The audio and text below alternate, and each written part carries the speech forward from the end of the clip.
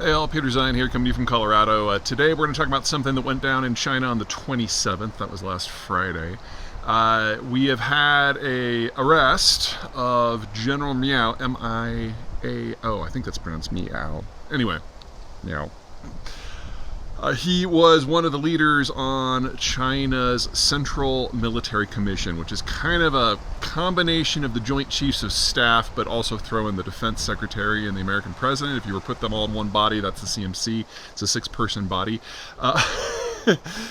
Miao is the 8th person that has been arrested and fired for nominally corruption. Now, the Chinese leader Xi Jinping has been operating what he calls an anti-corruption purge now ever since he became premier back in 2012.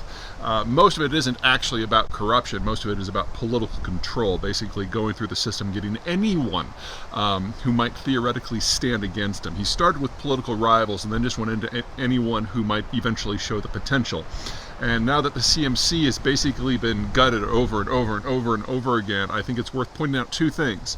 Number one, in the Chinese military, the anti-corruption angle might actually be a little bit more legitimate than it is with all of his other political purges. China's military is one of the most corrupt parts of the society, and he actually waited until just 2 or 3 years ago to really start going after it. That doesn't mean there isn't a political angle. Of course there's a political angle. The CMC is not an independent state body. It is part of the Communist Party. The party runs the military, which brings us to the second point. Is like, you can imagine how effective I think the Chinese military is. I mean, number one, when all of the decisions are made by party ideologues as opposed to people with military experience, there's your first hint. Second, when the ruling body of 6 people, which includes the chairman, has had 8 people purged from it. It tells you what you need to know about the quality of the leadership.